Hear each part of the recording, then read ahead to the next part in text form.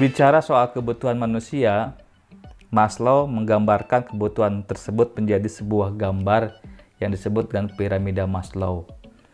Nah, pada dasar piramida itu, di situ ada yang disebut dengan kebutuhan fisik. Di atasnya lagi ada kebutuhan akan rasa aman, pengakuan di komunitas atau kelas sosial, ada kebutuhan untuk merasa lebih, dan paling atas dari piramida ini adalah soal jati diri.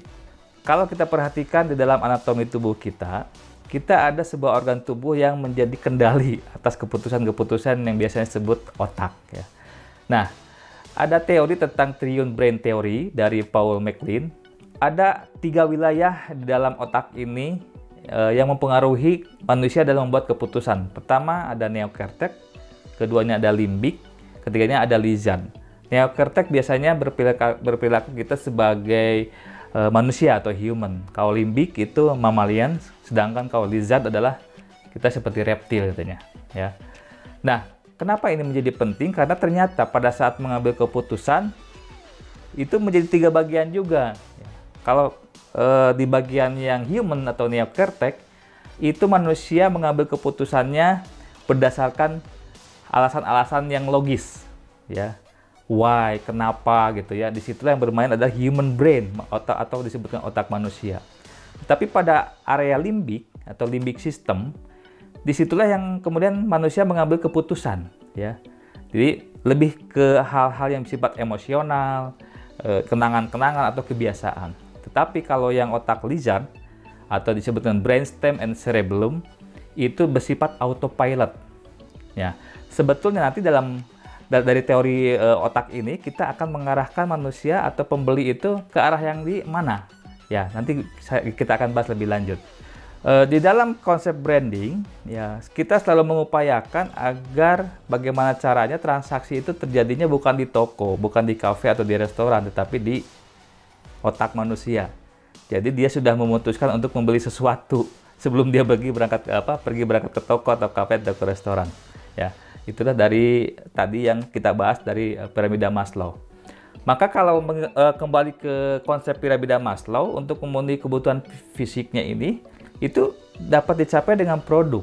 Artinya kalau orang butuh misalkan sepatu, dia tidak mengindahkan merek, butuh sesuatu yang tidak perlu brand, itu bisa dibutuhkan dengan produk. Karena kebutuhan akan produk ini tidak terkait dengan hal-hal di luar value atau nilai, maka mudah tergantikan. Yang penting mah gini aja. Katakanlah kita mau beli sendal, yang penting beli sendal. Mereknya apapun, forget it, lupakan saja gitu. Atau yang penting saya beli topi, yang penting saya beli baju. Ya, itu mudah tergantikan, mudah tersubstitusi gitu ya. Tapi kalau udah bicara di atas kebutuhan fisik, ada rasa aman, ada tentang kelas sosial, merasa lebih dan bahkan jati diri. Ada yang tidak bisa digantikan, misalkan kalau beli sendal atau merek tertentu yang sudah masuk di benak kita gitu. Nah, itu rasa aman sampai ke jati diri itu hanya bisa dipenuhi kalau di situ kita memainkan peran yang namanya dengan branding. Akan sulit tergantikan, kita akan setia atau pelanggan akan setia atau loyal kepada produk kita. Ya. Jadi kalau dalam hal ini kita harus paham dulu apakah brand itu. Banyak orang menyangka brand itu adalah logo, brand itu adalah merek, slogan, kemasan, ya. Padahal ya tidak salah juga sih, tapi kurang tepat. Karena sebetulnya apa disebut dengan brand atau proses branding adalah adanya ikatan emosional antara produk ya dengan konsumen, di mana titik kritisnya itu adalah pada saat seberapa Anda mampu menciptakan nilai secara kontekstual dari produk atau jasa Anda. Jadi yang dibeli lagi sudah bukan produk lagi, tapi sebagai ada nilai kontekstual atau value-nya apa gitu ya. Tidak hanya sekedar dapat produk gitu. Ya. Jadi kalau mengutip dari guru saya di bidang branding Pak Subiakto Prio Sudarsono, bahwa kalau produk itu memberikan manfaat fisik seperti tadi misalkan hanya beli sendal saja, tidak peduli mereknya, itu dapatnya manfaat bentuk sendal. Tetapi kalau brand memberikan manfaat emosional, artinya kalau saya beli sendal ini, merek ini, maka saya dapat rasa aman. Artinya apa? Dia anti slip misalnya. Kalau dipakai di musola, di lantai yang basah, dia tidak licin. Ada rasa aman misalnya yang diberikan. Itulah ada memberikan rasa emosional gitu ya. Atau juga di situ memberikan nilai tambah gitu. Selain mendapatkan bentuk fisik sebagai sendal, Anda bisa mendapatkan lagi atau konsumen mendapatkan lagi nilai tambah dari produk tersebut, ya. Mengutip mungkin kepada almarhum Gomloh, ya, katanya kalau cinta sudah melekat, tai kucing rasa coklat. Saya sendiri belum pernah ngerasain sih. Seperti apa itu rasanya ya. Tapi ya itulah, kalau udah kandung cinta pada satu produk, satu brand, satu merek, mungkin orang susah untuk beralih kepada yang lain gitu ya. Kalau mengutip lagi pendapatnya dari Steve Jobs, jadi brand itu sebetulnya sebuah kepercayaan. Percaya akan produk yang kita sampaikan kepada pelanggan, konsumen. Ya. Nah, saya akan bahas sedikit tentang perbedaan antara selling, marketing, dan branding. Kalau pada proses atau kegiatan selling, yang menjadi objektif atau tujuannya adalah omset atau unit yang terjual. Nah, pada proses ini, pelanggan akan mendapatkan fisik, manfaat fisik. Ya. Konsumen mendapatkan apa gitu. Goalnya closing sebanyak-banyaknya. Waktunya adalah nggak terlalu panjang, jangka pendek gitu ya, waktu untuk pengaruhnya dari selling ini. Mungkin hari ini laku yang ini, besok lusa pelanggan bisa beli yang lain. Nah, aset yang terjadi dalam proses selling ini adalah tangible asset, artinya memang barang yang bisa kita pegang gitu ya, kita secara fisik gitu. Dalam proses marketing ada perbedaan sedikit nilai objektifnya, bahwa di dalam proses marketing dia ingin merupakan bagaimana kalau dalam satu kota itu produk saya menguasai pasar berapa persen. Jadi market share ya. Dia ingin menguasai market share berapa persen gitu. Kemudian dari segi manfaat tetap berupa fisik dan juga konsumen mendapatkan apa, tapi dari goalnya di situ ada menciptakan kebutuhan. Saya butuh produk ini, saya produk dan merek ini, itu demand. Dari segi waktu dia jangka panjang, dan tapi dari segi aset dia tangible asset. Ya. Kalau dalam proses branding, yang menjadi objektif yang kita sampaikan itu adalah jati diri konsumen di situ. Maka manfaat yang dicari di situ adalah ikatan emosional. Ya. Kemudian yang diperoleh oleh konsumen itu adalah konsumen menjadi siapa. Kalau pakai produk ini, kalau beli produk ini, gue jadi siapa gitu. Nah, itu adalah dalam proses branding. Goalnya, tujuannya dari proses branding itu menciptakan tadi loyalitas, sulit tergantikan, kesetiaan. Ya. Waktunya yang diharapkan dari proses branding ini adalah mencapai jangka yang panjang, dan kemudian dalam segi aset dia menjadi intangible asset. Ya, saya sebutkanlah misalkan satu merek sepatu lah, katakanlah Nike gitu ya. Amit-amit ya, seluruh misalkan pabrik Nike terbakar, yang menjadi nilai di situ adalah bukan aset pabriknya, tetapi brand Nike-nya. Ya, jadi dia akan tetap mahal sebagai brand gitu ya.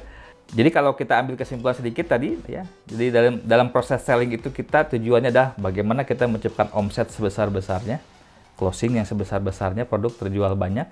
Kalau dalam marketing itu bagaimana kita menguasai market share sama menciptakan demand. Nah, kalau di dalam branding itu bagaimana kita menciptakan pelanggan itu memiliki jati diri atau kemudian juga loyalitas dengan produk kita. Nah, bagaimana cara kita bangun brand ya?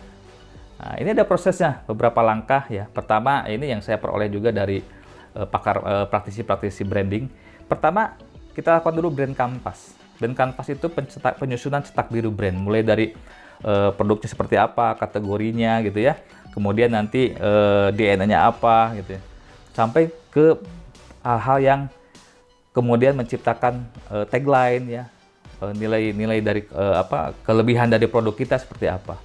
Kemudian proses berikutnya menciptakan brand identity, yaitu tadi misalkan logo, kemasan, ya, super grafik, dan lain-lain itu masuk kepada brand identity. Kemudian berikutnya lagi adalah brand activation, jadi mengaktifkan brand kita dengan cara-cara misalkan tadi komunikasi ke konsumen melalui apakah iklan, pameran, atau launching di media sosial seperti itu, atau dengan menggunakan endorse dan lain-lain, itu masuk di brand activation ya, bagaimana kita mendelivery komunikasikan brand kita kepada pelanggan. Nah, sekarang kalau secara spesifik dari branding produk desa, apa yang bisa kita munculkan? Pertama, menciptakan rasa bangga ya. Contohnya nih, kalau saya misalkan saya baru bangga itu kalau pakai batik Garut lah misalkan, atau piara domba Garut misalkan gitu ya. Jadi ada sesuatu hal yang diciptakan situ, rasa bangga. Belum merasa jadi orang gitu kalau belum pakai payung dari Tasik misalkan. Jadi ada sesuatu hal yang di desa itu yang bisa kita angkat, apa sih alasannya sehingga orang merasa harus pakai produk itu dan dia menjadi bangga gitu. Kemudian menciptakan juga jati diri, ya. Pokoknya gue kalau udah pakai misalkan produk dari mana satu wilayah, misalkan ya, misalkan kayak tadi, misalkan dari Garut, dari Cirebon, dari mana yang produk-produknya khas misalkan, ya itulah menciptakan jati diri. Baru terpandang, baru misalkan saya terpandang sebagai seorang aktivis apa gitu, atau sebagai seorang orang yang menggunakan barang-barang tradisional kalau sudah misalkan menggunakan bordiran dari Tasik misalnya. Kalau yang lain ini tidak menciptakan jati diri, oh itu bukan dia berarti gitu ya.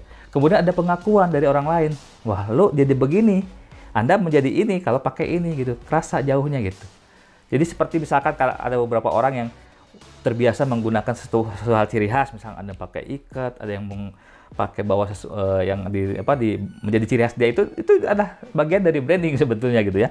Nah, ada yang menarik lagi dari kalau soal desa atau wilayah ini adalah sesuatu disebut dengan indikasi geografis. Inilah yang juga menjadi salah satu penguatan branding dari sebuah wilayah atau desa gitu. Contohnya ubi Cilembu, ya. Mau bagaimanapun juga itu ubi Cilembu tidak akan tersaingi oleh ubi yang ditanam misalkan di Yogyakarta. Karena apa? Pasti rasanya beda. Ya, tidak sama dengan yang ada di Cilembu.